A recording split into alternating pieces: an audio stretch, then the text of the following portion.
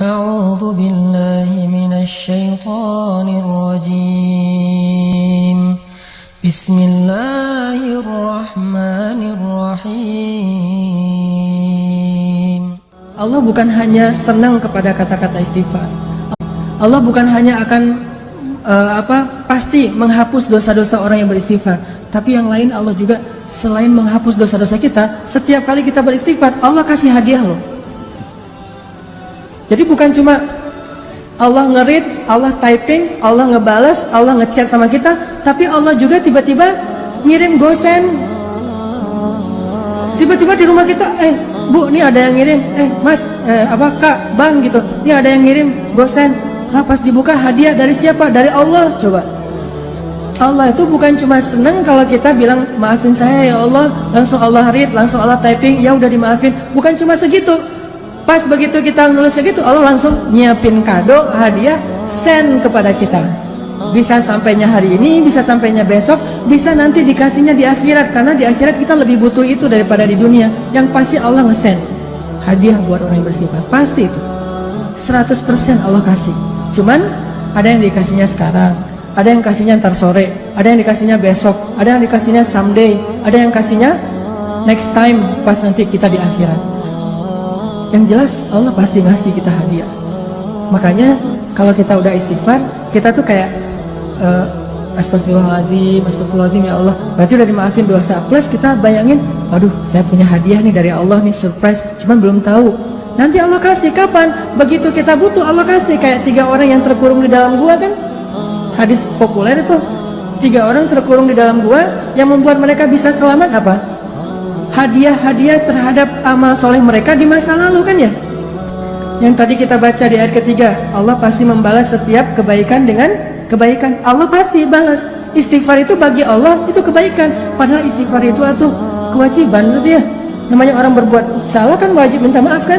Tapi bagi Allah itu bukan cuma kewajiban, kebaikan. Coba kalau kita ada orang minta maaf ke kita, kita bilang wajar sih, orang dia salah pasti minta maaf dong. Tapi kalau Allah ngelihatnya nggak kayak gitu, dia baik banget ya mau minta maaf gitu. Coba kurang baik apa Allah sama kita? Coba kalau kita disakitin orang, ditikung misalnya, lagi ngecengin, tiba-tiba teman kita nyalip duluan karena dia udah punya modal gitu. Kita ke rumahnya naik angkot, terus macet-macetan dulu, dia naik ninja. Udah sampai di rumahnya, pas kita tanya, nih ninja siapa ya? Jangan-jangan ninja kakaknya gitu. Ternyata dia udah duluan, Pak, lagi PDKT sama calon mertua. Kan kita disalip tuh. Pulang dia bilang, maaf ya, gua nyalip lo, gua tahu sih lo mau ke situ. Kok kamu udah tahu? Ya gimana perasaan saya mah nggak bisa ditahan, saya mah sayang banget sama dia segala macam. Oh ya udah, gua maafin. Udah aja gitu. Apakah kita akan menganggap permintaan maaf dia itu sebagai sebuah kebaikan? Tidak, kita menganggap itu sebagai sebuah kewajiban dan kewajaran. Tapi Allah ke orang yang beristighfar menganggapnya itu kebaikan. Allah tuh kayak merendah banget gitu, walaupun Allah maha mulia dan maha tinggi. Kayak ngasih hati banget ke hamba-hambanya. Kita astagfirullahaladzim ya Allah, saya udah buat dosa. Hambaku ini baik banget ya, minta maaf. Padahal itu tuh udah jadi kewajiban kita sebagai pendosa, tapi Allah anggap kebaikan. Sehingga Allah kasih hadiah, ini hadiah buat yang berbuat baik. Dan hadiah itu pasti sesuatu yang sangat kita butuhin dalam hidup. Makanya saya pernah cerita, mungkin teman-teman pernah dengar juga nih dari ustadz yang lain atau dari YouTube saya juga pernah kali, keajaiban hadiah bagi orang yang beristighfar kan. Kisah siapa? Imam Ahmad. Jadi Imam Ahmad bin Hambal suatu ketika tuh jadi kayak ada perasaan kepengen ke Basra. Ada apa ya di Basra, kok saya pengen banget ke sana gitu. Saya curiga nih, Raja Salman kemarin ke Indonesia itu gara-gara ada yang istighfar di Indonesia. Astagfirullahaladzim ya Allah, Raja Salman. Astagfirullahaladzim Raja Salman. Tiba-tiba Raja Salman mikir, aduh kok gua pengen banget ya ke Indonesia. Datang tuh gara-gara istighfar seseorang di Indonesia. Dan saya juga pernah ngerasa gitu, walaupun saya bukan orang soleh, tapi maksudnya ada keinginan hamba Allah yang soleh, lebih soleh dari saya, yang membuat saya datang ke suatu tempat.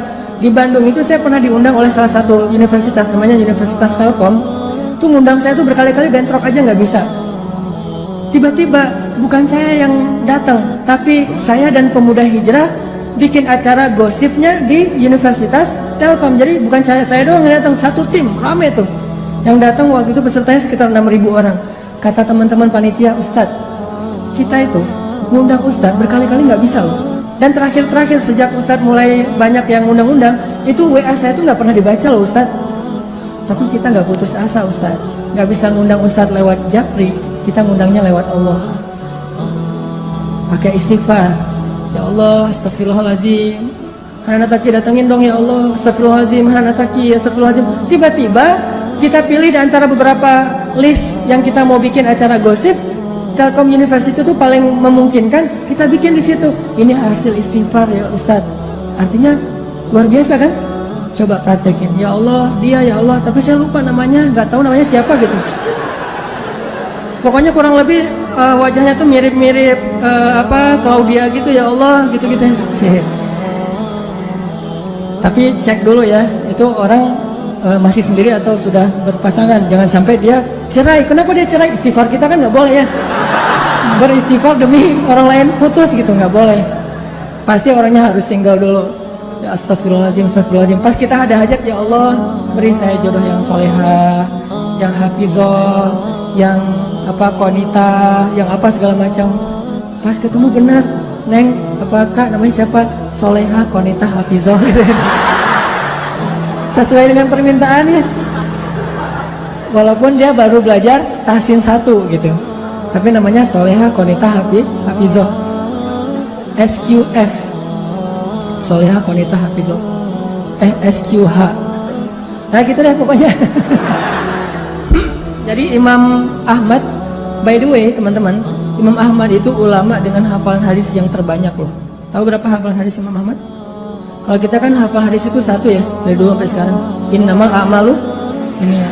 Kalau Imam Ahmad 1 juga, 1 juta.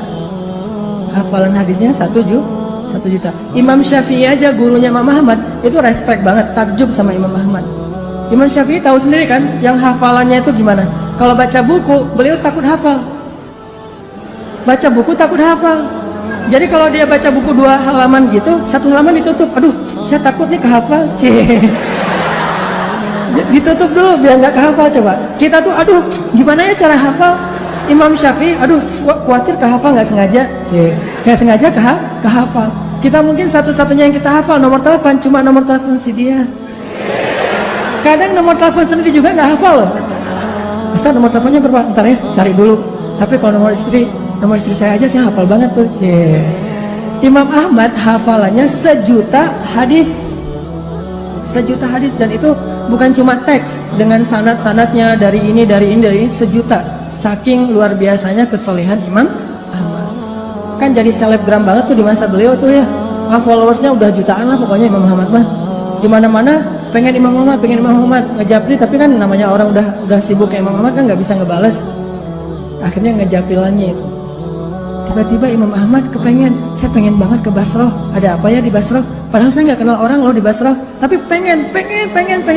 Setelah berapa hari kepengen, akhirnya azam, bel saya berangkat aja. Siapa tahu ada sesuatu yang saya dapat kebaikan di sana. Berangkat ke Basrah. Namanya orang tawadu, rendah hati, berangkat ke Basrahnya itu sendiri, nggak ada preparation apa-apa, nggak ngebooking pesawat, nggak ngebooking hotel, berangkat aja sendiri, backpackeran gitu. Jadi Imam Ahmad itu backpacker soleh. Dari Madinah ke Basrah backpackeran, jalan ke Basrah. Sampai di Basrah, karena nggak ada tempat menginap, beliau nginap di masjid terbesar di kota Basrah.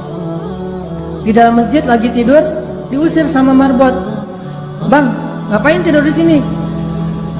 Pak, saya musafir dari Madinah, nggak ada tempat tinggal. Ya ini bukan hotel ini. Udah mirip Medan belum sih? Bah gitu ya. Ini bukan hotel ini. Mbah, kenapa tidur di sini? Udah keluar gitu. Diusir aja. Ini Medan, Bung, gitu ya. Keluar akhirnya dia. Ini orang, Imam Ahmadnya orang Sunda, lagi kaget langsung kan, ketemu orang Medan gitu. Akhirnya keluar di teras. Di teras datang lagi tuh marbot. Marbotnya emang agak-agak kayaknya belum dapat gajian, tanggal tua.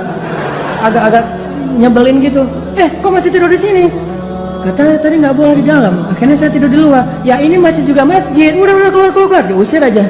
Sampai keluar, ngedorong-dorong gitu. Bayangin ulama besar, orang soleh, kekasih Allah didorong-dorong. Tapi emang kayak gitu takdir Allah, supaya jadi caper sama penjual roti. Penjual roti lagi tutup toko, ngelihat ada orang didorong-dorong, dipanggil, wahai kisanak gitu ya, kalau radio dulu teh. Pak, Tuan, kenapa, ada apa, sini gitu.